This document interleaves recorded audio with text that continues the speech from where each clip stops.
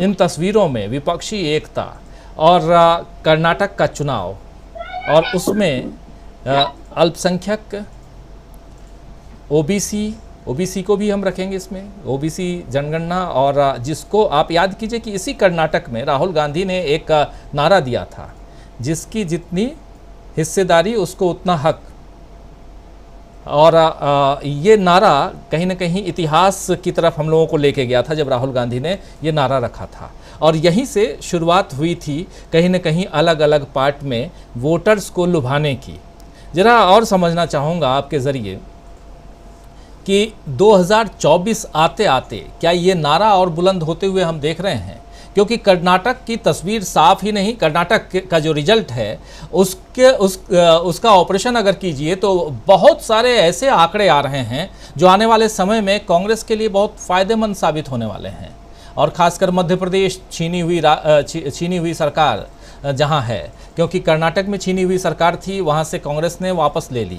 अब मध्य प्रदेश में भी छीनी हुई सरकार है, क्या वहां से भी वापस? और वहां भी कहीं ना कहीं ये तमाम जातिगत जो गुणाभाग जो है, सियासी गुणाभाग, जिसमें जाति आधारित गुणाभाग, वो बिल्कुल फिट बैठता हुआ दिखाई देता है कर्नाटक और मध्य प्रदेश। फ़र्क सिर्फ इतना है कि कर्नाटक जो है कन्नड़ भाषी है और मध्य प्रदेश हिंदी भाषी है, बस फ़र्क इतना ही है। मध्य प्रदेश में नोएडा के मीडिया का ज़्यादा प्रभाव है, क्योंकि नोएडा का मीडिया हिंदी भाषी है और वो हिंदी के लोग वहाँ हैं तो सुन लेते हैं, थोड़ा बहक जाते हैं। कर्नाटक में ऐसा नहीं है, वो सुनते ही नहीं है। कर्नाटक के लोग बहुत अच्छे हैं, वो बोलते हैं इसको बंद रखो नोएडा वालों को। देखिए राजीव जी, जो कर्नाटक के चुनाव से आने वाले भविष्य की जो तस्वीर हमको दिखाई दे रही है, उसमें जाहिर तौर पर मैं स्टालिन के उस वाक्य का प्रयोग करूंगा कि भाजपा के सनातन के सामने सामाजिक न्याय की लड़ाई होगी। ये सनातन बनाम सामाजिक न्याय की राजनीति हो गई। और सामाजिक न्याय की जो राजनीति की जब हम बात करते हैं तो उसमें अल्पसंख्यक, उसमें दलित, उसमें आदिवासी, उसमें पिछड़ा, ये तमाम समुदाय जो वंचित रहे हैं और जो आज भी हाशिए पर हैं कहीं, उनकी आवाज को बुलंद करना और उनके लिए नीतियां निर्धारित हों। इसीलिए सामाजिक न्याय की राजनीति का केंद्रीय बिंदु इस समय है जातिगत जनगणना का सवाल। नीतीश कुमार से लेकर के और राहुल गांधी तक इस बात को कह चुके हैं। मध्य प्रदेश में उन्होंने एक संगठन से, जो ओबीसी लोगों का संगठन था, उससे मिलकर के इस बात को कहा था। और ये राहुल गांधी ही कह सकते हैं कि जो 2011 में जो जनगणना हुई और उसमें हमने जो जातिगत जनगणना कराई थी, वो हालांकि दूसरे मंत्रालय के जरिए हुई थी, उसके आंकड़े जारी नहीं हो सके और ये हमसे भूल हुई है। ये बात कोई और नहीं कर सकता। और उन्होंने वादा किया कि हम आने वाले वक्त में जातीय जनगणना कराएंगे, और इसलिए कराएंगे कि सुप्रीम कोर्ट एक बार नहीं, मुझे लगता है कम से कम दसियों बार इस बात को कह चुका है कि कोई भी डिसीजन लेते समय, कोई भी नीति बनाते समय यह जरूरी है कि जातियों के आंकड़े हमारे पास हों। राजनाथ सिंह ने पार्लियामेंट में लोकसभा चुनाव के पहले यह वादा किया था कि हम जातिगत जनगणना कराएंगे, लेकिन बीजेपी मुकर गई। क्या वजह है, क्या डर है? मूल डर यह है कि कहीं जाति पर आकर के राजनीति अटक गई तो हिंदुत्व के गुब्बारे की हवा निकल जाएगी। क्योंकि जो हिंदुत्व का गुब्बारा फुलाया गया है वो झूठ और छद्म के आधार पर लोगों में नफरत पैदा करके, लोगों को हिंसक बना करके, वो जैसे ही जाति का सवाल आएगा, सामाजिक न्याय का सवाल आएगा, वो अपने आप समाप्त हो जाएगा। और उत्तर भारत में जहां आप कह रहे हैं नोएडा चैनल्स, ये तो मैं जानता हूं कि वो जातीय जनगणना के सवाल को या सामाजिक न्याय के इश्यू को नहीं उठाएंगे, लेकिन जब वो पॉलिटिकल डिस्कोर्स में आएगा तो आप बचना। और जब वो डिस्कोर्स हो गए कि उसकी अनुगूंज उत्तर भारत में, और उत्तर भारत जितना हिंदुत्व के लिए जाना जाता है उससे ज्यादा वो जातियों की अस्मिता के लिए जाना जाता है। वो आस्थावादी है, इसलिए वो राम को भी मानता है, वो बजरंग बली को भी मानता है, वो लेकिन जातियों की अस्मिता की भी राजनीति इसी उत्तर भारत में है। और वो आप दौर याद करें जब मस्जिद का विध्वंस हुआ था, मस्जिद अब तोड़ी गई थी, उसके बाद भी उत्तर प्रदेश में कांशीराम और मुलायम सिंह ने मिलकर के बीजेपी को चुनाव हराया था, सरकार बनाई थी।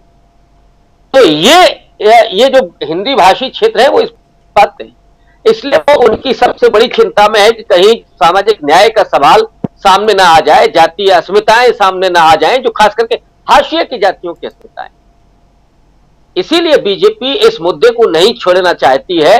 और महामानव का तो हाल ये है, कोरोना का बहाना लेकर के पहले उन्होंने दिसंबर तक के लिए कहा कि हम मुलतवी कर रहे हैं साहब, जनगणना अभी नहीं हो सकती। अब दिसंबर के बाद जनवरी निकल गई, फरवरी, अब तो हम लोग मई में आ गए, कहां कोरोना है?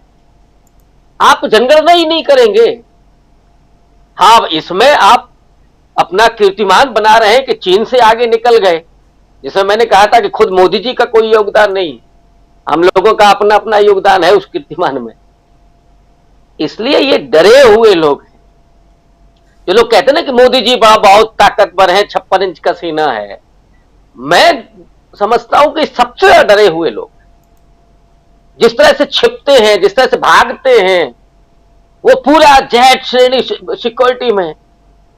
राहुल गांधी का आपने सब कुछ छीन लिया, वो है ना। अब मैं खैर वो बहुत साधारण भाषा का इस्तेमाल नहीं करना चाहता हूं, जैसे जनता जिस तरह से बोलती है कि शेर इसको कहते हैं, ये है ना हिम्मत का काम। जब आप जनता के बीच में जा रहे हैं तो इतनी सिक्योरिटी लेकर के काहे? वो जो फूलों की बारिश हो रही थी वो बात अलग है कि वो कहां से आए थे, कौन उसको देख रहा था, वो सारी तस्वीरें आ गई। लेकिन मोदी जी वो फूलों से भी काम नहीं चला।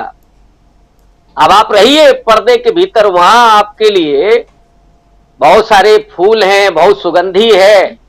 बाहर निकलेंगे ना, वो ढकना उकना पड़ता है आपको। जब आप अपने दोस्तों को लेकर के आते हैं, पर्दे लगाते हैं, गरीबी न दिख जाए, आपको बदबू आती होगी, लोगों से आप नहीं मिलते, रेडियो पर बात सुनाते हैं। तो जो देश का प्रधानमंत्री लोगों से मिलने में और सवाल पूछने वालों से कितना डरता है, पत्रकारों के सब एक सवाल का आप जवाब नहीं देते। गरीब लोगों से आप क्या मजाक कर रहे हैं? वो आप रेडियो पर ही सुनाते रहेंगे, कभी उनकी सुन लीजिए। हुजूर, ये खुशबू में, और वो पूरा 8 करोड़ की गाड़ियां हैं शायद उनके साथ, मतलब हम लोग तो शून्य नहीं गिन पाएंगे कि कितना होता है। अब वो हवाई जहाज कितना, 8,000 करोड़ का है। अब ऐसे, और वो भी जिस देश में 5 किलो राशन पर 80 करोड़ लोग जी रहे हो, वहां देश का प्रधानमंत्री 8 करोड़, ये लाल बहादुर शास्त्री का देश है, जो उनके पास रूस जाते समय एक ओवरकोट नहीं था, नेहरू जी ने कहा नहीं भाई आपको जाना है, ये लेकर के जाइए। ये वो देश है, प्रधानमंत्री इतना जिम्मेदार होता है। एक ट्रेन के एक्सीडेंट के बाद उन्होंने कहा कि जिम्मेदार मैं हूं क्योंकि मैं रेल मंत्री हूं, इस्तीफा देता हूं।